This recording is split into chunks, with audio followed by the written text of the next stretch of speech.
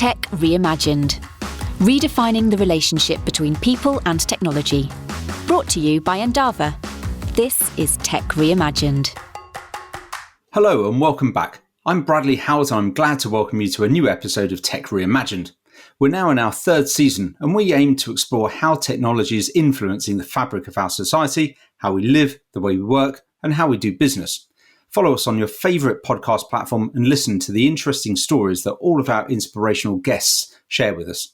And speaking of great guests, it's an absolute delight to introduce you to today's guest, a man that has the ability to find weaknesses in systems and then help fix those bigger issues. Greg Vandegast, an information security expert, author, and all-round people enthusiast. Hello, Greg. How are you? Hi, Bradley. I am very well. Thanks for having me. How are you? Very good, thank you, and welcome to the show again.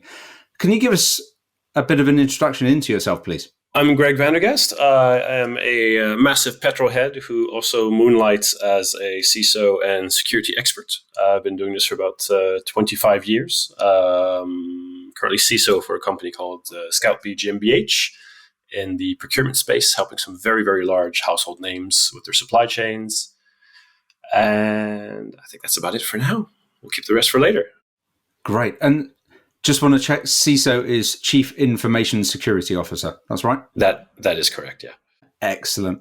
So the subject of today's episode is about corporate information security in a digitally accelerated world.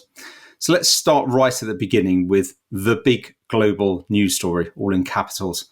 Can you tell us what happened? The one, if we go back about 25 years. So there was a little thing with nuclear weapons facility that may have been exploited by a certain teenage Greg at the time. No biggie, really. Some Wired, some CNN, some United Nations Security Council stuff. Nothing too dramatic. And my first thought when I hear that is, what did your parents say? I didn't tell my mom. And I was actually living on my own when the gentleman from the various law enforcement agencies showed up at the door. So yeah, I was actually living by myself in the States, and I just remember 4 gentlemen in suits showing up at the door, and they were from the Defense Department and FBI.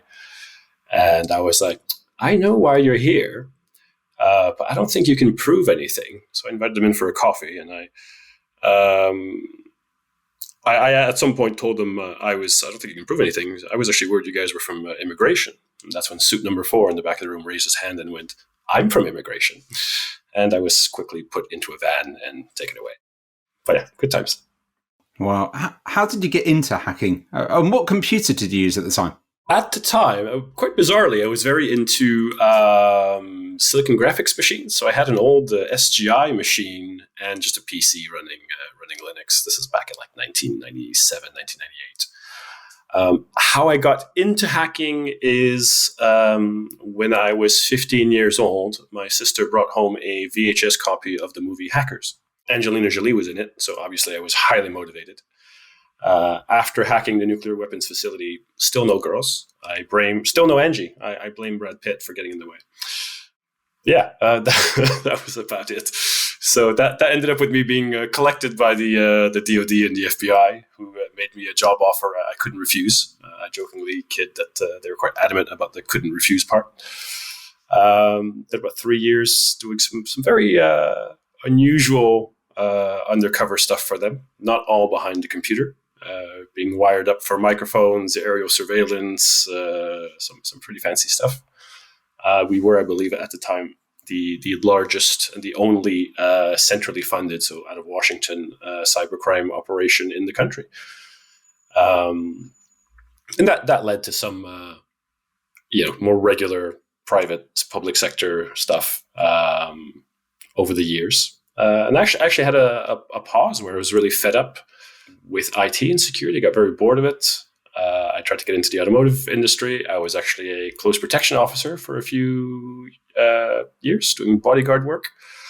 And I eventually kind of returned to IT about 5-6 years ago out of financial necessity.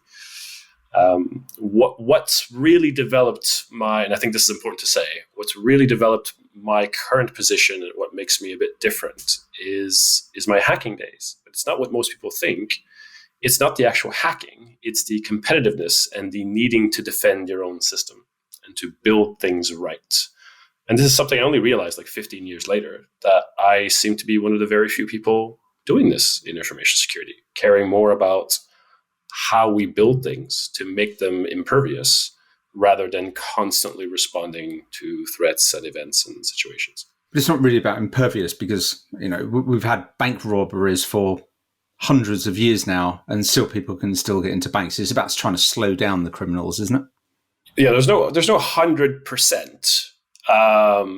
But banks have vaults, they have security systems, they have walls, they have locks, they have all kinds of stuff going on.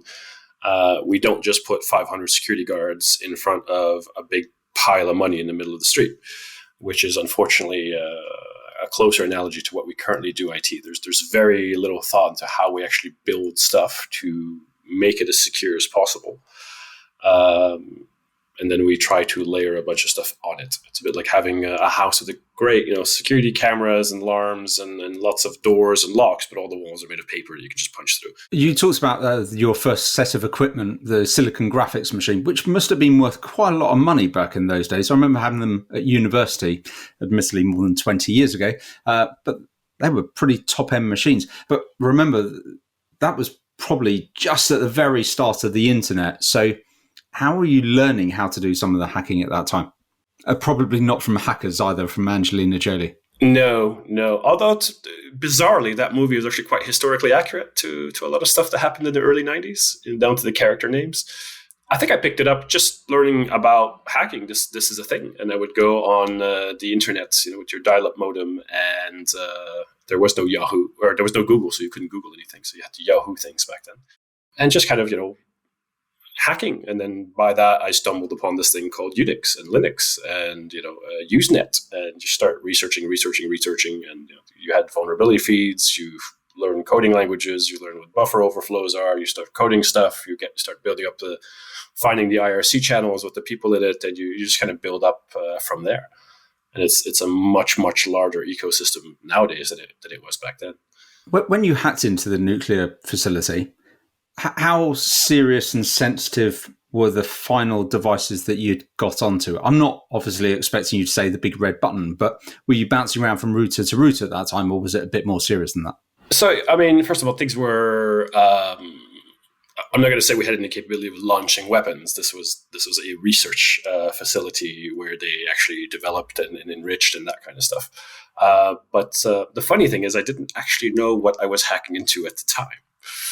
It was only after I hacked into it by tricking a mail server to mail itself an entry for an account that we got access. I think there were 8 servers from memory in there. That was the whole network, 8 machines.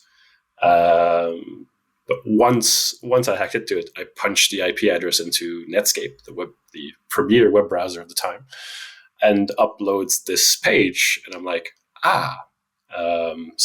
went back in and started downloading all the emails, which made their way to Wired magazine, to the CIA, to all kinds of stuff. So there's an article out there, I think on CNET, that talks about the NSA being involved, the CIA being involved, the DIA being involved. Everyone's involved. Yeah, good times. Right. And would you mind sharing, was there anything that went through your mind at that time that was, I probably shouldn't be doing this, I'm going to get the hell out of here? Or was it just you're an inquisitive person at that time? I was 16 years old, so no. I think I went back to the kitchen and got some more crisps. This was the level of the level of thought involved here, with some more Coca-Cola. And then bringing up to present day and maybe even to the future as well. How much has hacking changed from then to now? Well, this is my gripe with things, because I don't think it's changed much at all. It really, really hasn't. And we keep talking about this, fast evolving threat landscape, blah, blah, blah. And yeah, the players change and the methods of capitalizing on breaches. So you have to think, everyone knows about ransomware nowadays, but ransomware is merely a way of capitalizing on a breach. You used to breach stuff because, you wanted to deface the Spice Girls website, and Photoshop their hair off because you couldn't stand them as a teenager. Not that I did that, but that used to be it. And then it used to be a bit, okay, we can maybe blackmail this company. We can maybe do this. We can steal some card data. And now we realized, or the criminals out there have realized, well, holding their data to ransom, holding their ability to operate as a business to ransom is much more lucrative. But that's all it is. The actual ways in have not changed in 25 years. They are basic vulnerabilities that are found, that are known, that are announced, that companies do not act on. Or they are engineering and design and architectural principles that have been known for 20, 30 years, but people are not implementing them. And unfortunately, we've developed a security industry which is all about fixing all this stuff or detecting and responding to all this stuff very, very late in the game, before all this stuff has already been built in such a way that it is vulnerable. And this is a fantastic business model because you have endless recurring revenue. But there are very, very few people in the security industry who actually endeavor on engaging the business and building things properly so that they are less likely to have issues and so that they are more easily maintained and fixed when they do have issues. So before we start talking about corporate security, I've just got one more question. So if you could give your 16-year-old some advice, any advice, what would it be? Even just life advice? Yeah. I'm going to make it very, very simple. Don't marry that woman. Someone needed to tell me that one. I'll just move on from there. Definitely move on. Right. So let's talk about some corporate security. So we're now talking post-pandemic, or it's July 2022. So who knows what's in store around the corner. So earlier this year, we at Endava commissioned a survey of 1,000 IT leaders, and 57% of them said that security was in their top 3 priorities. Yet every year there's new records of security breaches, cyber attacks, and data leaks. So what do you think decision makers should be doing better to protect their organizations? So I think and this is the crux of what I was talking about before. I've still, in 25 years, I've not come across an organization that is actually focusing on building things right. There are some out there, but they're extremely rare. Basic patching, asset management, healthy processes, integration of security into the business, but also integration of the business into security. These are all either terrible or non-existent. And this is where we really need to start focalizing. I have this parking lot analogy, I call it, for the industry. And it's a car factory where cars are being built on the assembly line, and then they're eventually being pushed out into this parking lot, or car park, as you would call it here in the UK, to be sold. The problem is they're being lobbed from the 3rd floor. So each one of these cars ends up damaged, and someone has to take it somewhere and build a workshop around it and figure out what's wrong with it, what tools will be needed, what parts needed, what the process is to get to that part, how to change it. And you need a lot of technical expertise to do this. You need people to manage the workflow. You need to figure out what your kind of minimal acceptable standard is. And these cars keep coming. So this workload just keeps increasing. And next thing you know, you need thousands of highly skilled people to do all this work. And you need consultants, and you need bodies to give you, ways of working. And you need vendors to sell you better tools to do it a little bit faster. But no one is taking a step back and saying, why are we lobbing the cars off the 3rd floor? And the security industry is so focalized on this parking lot mentality, that's the focus of work, that we completely ignore it. In fact, we dismiss the very people who would look at it. Now, the cars aren't actually being dropped from the 3rd floor. Issues are being introduced throughout the assembly line. But what we should be doing is finding those issues in the parking lot, going into the business, the assembly line, and addressing those issues there so we stop this flow. And that is the fundamental paradigm shift that we need to start doing. Start building right, start insisting on quality, documentation, oversight, a culture of care and engagement. And I don't just mean in IT, but in all senses of the word. To give you an example of that, I did an onboarding session with a new employee this morning. It was supposed to be a meet your manager, and it was the entire team. Everyone talked about what they did, their weekends, their passions. Everyone's making fun of each other. We're talking about what dates we've been on. funny stories in the past just to get this person hugely comfortable, happy, feel open, trusting. We're mocking ourselves in front of them. We want that maximum engagement from that person. We want to show that we're very aware about the impact that we have for each other. No one is just doing a job. We think about all the connection points, all the impacts. What if I do something, if I cut this corner, how will that impact somebody else? And that's very rare. And I think that the leadership skills to enable that kind of connection and want to bring out that really like play hard, work hard, but also care mentality is really rare in general. It's especially rare in IT and security in particular. We've got very low kind of EQ and soft skills. But that connection between people that enables that kind of tightness of connection between the processes and technologies they use together is essential to have that holistic way of thinking that resolves these issues. I know it seems very disconnected from what people think is security, but that mindset of really caring and looking at how things fit together and addressing the human needs behind that is hugely important. And people need to do that. People need to stop building treating security as building big socks, which are basically burnout factories, which are so far down the chain where you're just constantly just repeating, finding an issue, fixing an issue, finding an issue, fixing an issue. You're never actually, you don't have the power or the reach to actually fix what's sending all these things your way in the first place. That needs to change.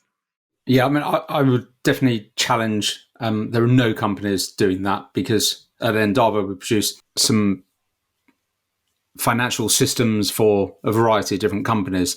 I've worked on some of the, let's say, the payment clients, where security is absolutely front and foremost of some of the requirements. What I would say is that often companies want something delivered much more quickly, so therefore some of the quality elements, not just security, become much harder to deliver on, and not just security. But do you think that security is part of overall quality, or do you think that it should be separated? First of all, I believe you. My expression was I have not. Obviously, you're in a sector where it's very, very critical, and you understand the importance of it. But a lot of businesses don't. They don't understand, and they've been sold this idea that security is the silo, and that really needs to stop. Whereas I think in your line of business, you understand it's fundamentally important for your business success. If you didn't have that, I mean, you have so high, your transaction volumes are so high that if there's an issue, it's very quickly a very big issue, and you lose business, and no one wants to trust you to build their payment systems, right? I think security is a quality function. What was your question exactly? Can you reword it? So, do you think that security is part of the non-functional requirements of building a platform, along with many other quality factors from automated testing, etc.? I think it is. I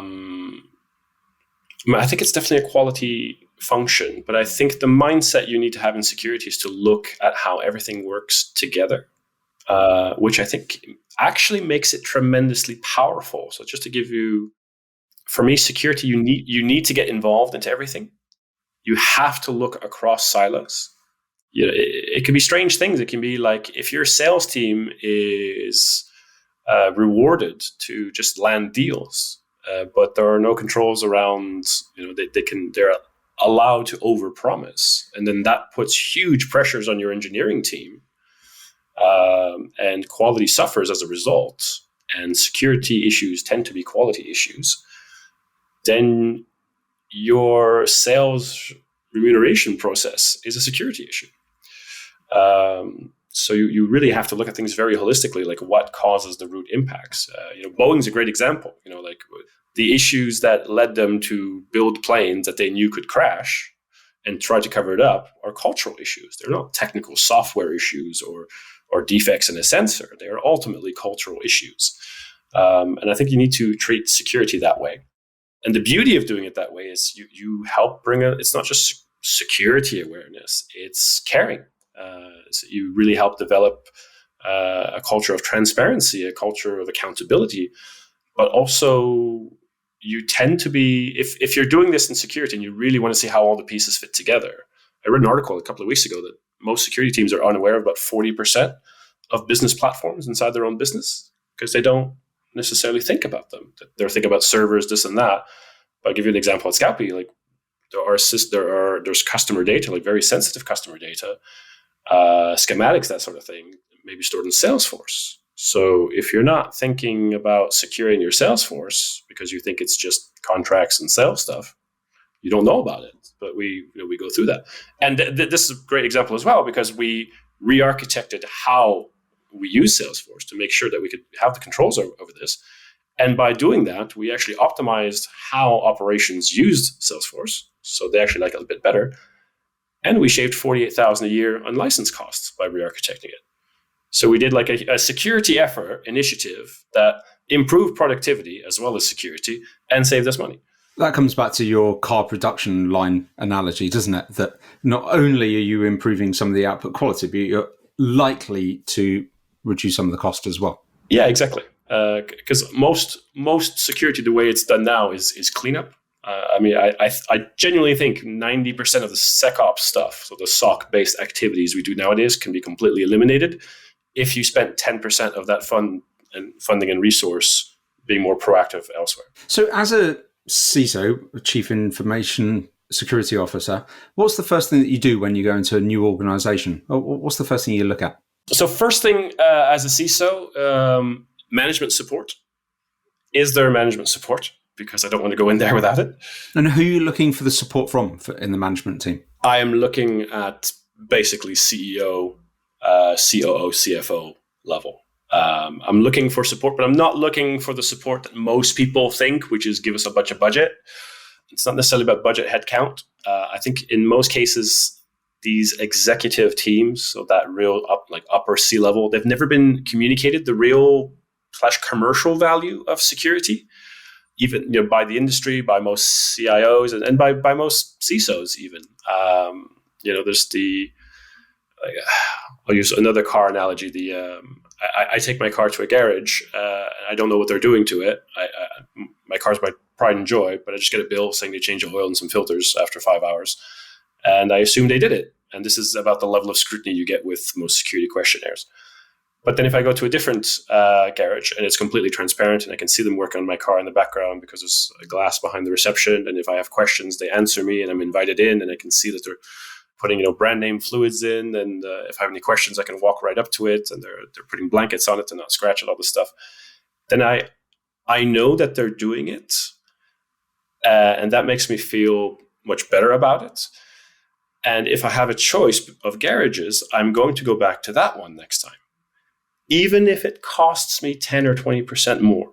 And that's the crux. And if you were in a very sensitive area in terms of data protection value to your customer sensitivity, that is a competitive top-line differentiator.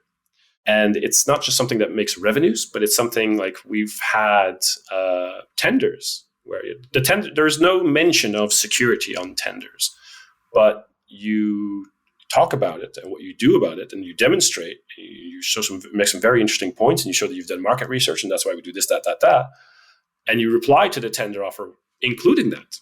And the next thing you know, they're going to your competitors and asking them tough security questions because they've just realized our data is actually quite important to us. Normally, this is relegated to, well, after we signed a deal, we'll get your security team to talk to our security team and hash it out, and no one from the commercial side cares. But you've now used it to actually rule out some of your competitors because you've brought it to the fore. Things like the cost efficiencies, like we just mentioned, with optimizing SaaS platforms and internal tools and all that stuff. These are all things that build support. There are also things which you're going to need that support, and there are things that bring you closer to the business. Which it's not just the support; it's the visibility. Because most significant breaches are not highly sophisticated cyber attack. They are brain dead simple things happening in areas where the IT or security team wasn't aware existed. The closer you are to the business, the more you can see, the more you can influence, and the more you can protect. It's a bit like having a 13-year-old daughter, and all the things she wants to do, you say no, no, no, no. And then she asks you if she wants to go to the festival, and you say no, and she goes anyway without you. Whereas if instead you'd built a relationship to empower her, do the things she likes, develop her talent, then the question is, do you want to come to the festival with me? And you are there and able to protect, even though the whole time, because you have such a great relationship and great things come out of it, protection is never even in her awareness, but you have been able to be there to protect because you had that level of involvement. So that's very important. So that's one. The second thing is to really understand the business, the culture, the value, the revenue and cost centers, the dependencies.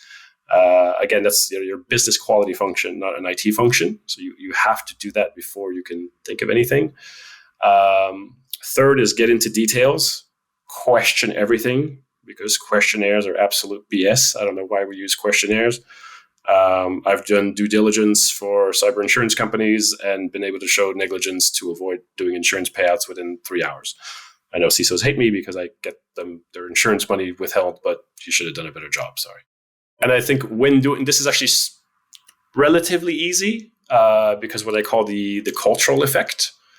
I once walked into a place and they showed me this maturity assessment that they'd done. And it was a bar graph showing about 10 different areas of IT. And they're like, oh, well, here our maturity is a 10. Here our maturity is 6. Here's a 7. Here it's a 2. Here it's a 4. Here's a 6, 5, 7, 8, whatever. So we're about a 6 on average. We'd really like you to look into these areas where we're a 2 and a 4. And I turn around and was like, well, no, because this is BS. I'm going to put your maturity at about 1.5. And they're like, well, that's impossible. Like, can't you do basic math? Because our average is a 6 and our lowest score is a 2. So it's impossible that it's a 1.5. I was like, well, this is all your IT operations team. And there is simply no way that a team that is so dedicated and detail-oriented to score a perfect 10 in one area scores a 2 for being sloppy and messy in another. Which means that whoever gave this a 10 and a 2, whoever gave this a 10 probably missed some stuff in the 2. So I'm gonna downgrade your 2 as a 1.5, and I'm gonna say that's your benchmark. And they thought I was crazy. And then we spent the next year digging stuff up, and we did a much more detailed assessment a year later. And the average was 1.6, and it was incredibly consistent. It was all between like 1.4 and 1.8 in every area. And that just shows the consistency of culture. So if you see even a handful of small things that stand out, you start digging and you will find stuff everywhere. So that it's very important to have that accurate, honest baseline. And then build a program. Figure out what the issues are, where things need to be fixed, and then build a program. And I always create kind of a multi-layered or multi-pillared program with executive, so capture executive support and actual security strategy, teams, roles, that kind of stuff. A program management layer where we actually manage, update, integrate all the integration of everything we're going to do in the program. Apart for legal and HR, how we're going to integrate with that, onboarding, offboarding, also training, disciplinary processes. Compliance layer, which I think is really important. I think a huge mistake that people do is they try to build security programs around ISO, NIST, SOC 2, Cyber Essentials. It's so important to not do that and to align it to what your actual business does, what matters to it, how your processes work, the skill set of your people, your own capabilities. Build something that works for you and cover every aspect of your business. And then map that to the various standards. And the beauty of doing this is you have something that really works for you. So it's going to be more effective, more sustainable, cheaper. And it makes it very easy for you to map it to other standards very quickly. So you can enter a new market that has a different set of requirements, different standard. It can be a market, it can be a region, it can be an industry. And you can do a mapping exercise in 2 or 3 weeks instead of having an 18-month project every time. Other things, product security. Like if you're a product company, like we are at ScoutB, document the hell out of your infrastructure, your products, your development. And the internal business platforms, they're often forgotten as well. So things like your Salesforce, your NetSuite, your Google Workspace, your Miro board, all these things tend to be really, really neglected. Then all the operational IT processes. Review absolutely everything IT and engineering does from a security perspective. Then you get your SecOps, which is the only security most people do. That's your SOC, your forensics. And the human factors are hugely important, hugely underrated. I have a person dedicated to human factors. That's not just awareness training, but role-specific training and fostering a culture of openness and communication. And the amount of stuff that you find from a human factors person who's good at talking to people and going through their jobs and their day-to-day is incredible, because you can have, Mark, who, if you're looking at logs, and Mark looks really, really busy, top employee. God, we've got some great people here. Yeah, Mark actually left the company 2 years ago, and there's 25 people using his admin account to do a bunch of stuff. But the logs don't tell you that. The tech doesn't tell you that. You only find out when people trust you enough to actually tell you what's going on in their department.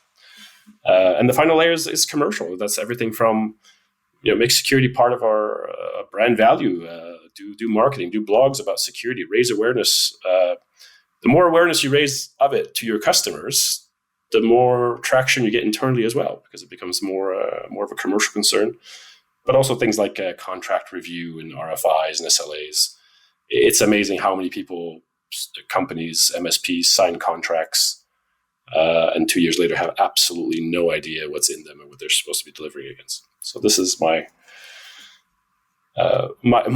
approach to building something that's a bit holistic and works and actually does what it's supposed to do. But and you can, by all means, alter it any way you want, whatever works best for you. Simplify it. And what do you think is the highest threat to most businesses on the cloud today?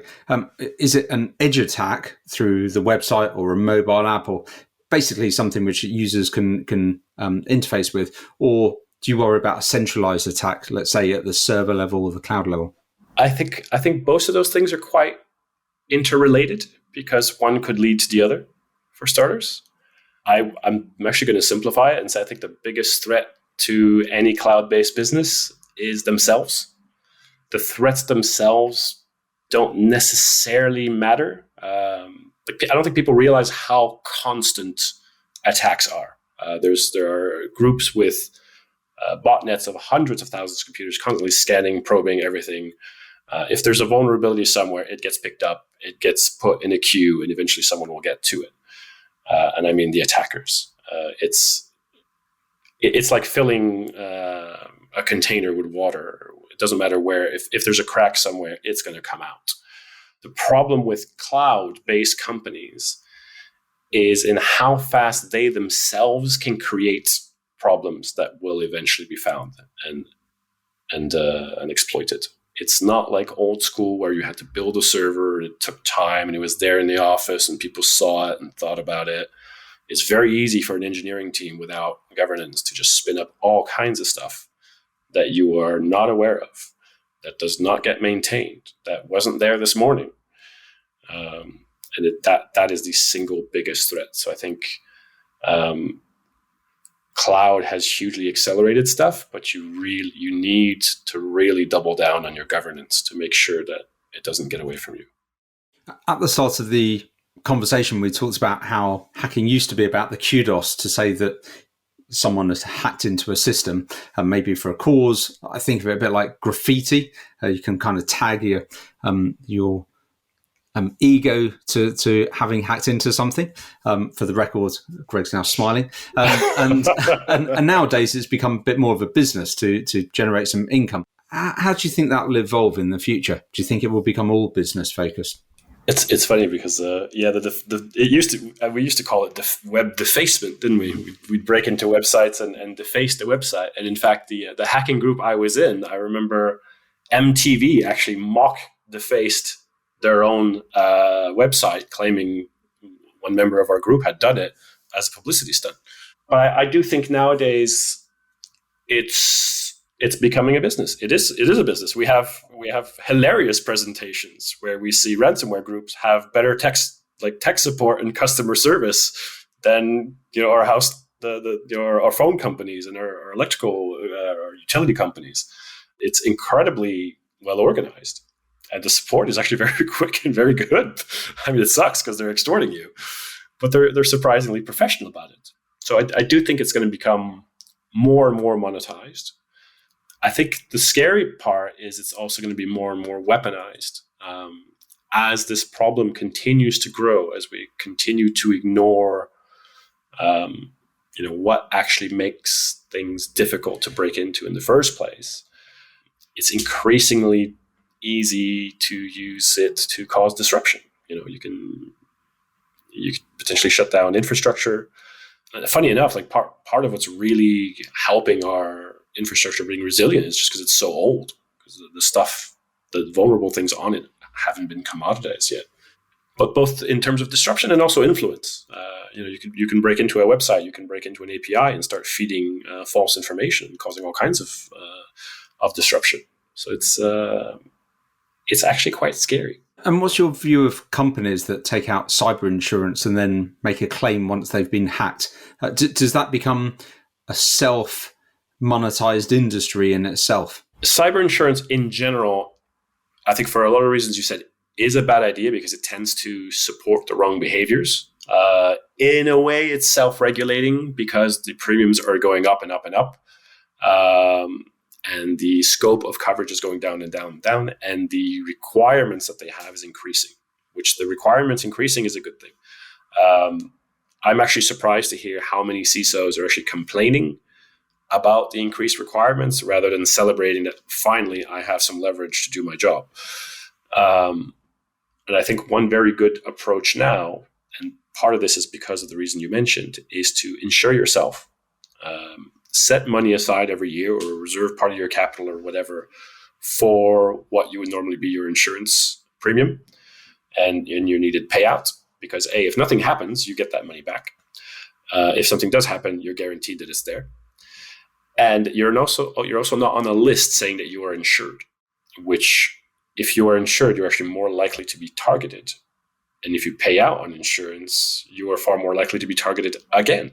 And again, because companies don't understand this, the management teams making these decisions, getting these policies, are not informed about the quality issues in how they work, in their processes, in their products, in their infrastructure. So for them, it's just these things happen type scenario. They're not aware of the option of, I could be investing here and making this a whole lot less likely. That is what needs to happen, rather than just think, acts of God, so I need insurance. There's a lot you can do to minimize the risk of this. If I drive everywhere with my eyes shut at 150 miles an hour, I'm a lot more likely to have an accident than if I drive 70 and pay attention. And we need to kind of refocus that and stop using insurance as the kind of get out of jail free card. Well, thank you so much, Greg, for sharing bits about yourself and your career with us. It was really interesting hearing those stories. To all of our listeners, I hope you enjoyed this edition of Tech Reimagined. Thanks for joining us today, and please look for next week's episode on all relevant podcast platforms. Until next time, please like this podcast on your podcast app right away, and please don't forget to subscribe so that you don't miss any future episodes. Please share this episode with your friends and colleagues if you've enjoyed it. Thank you very much.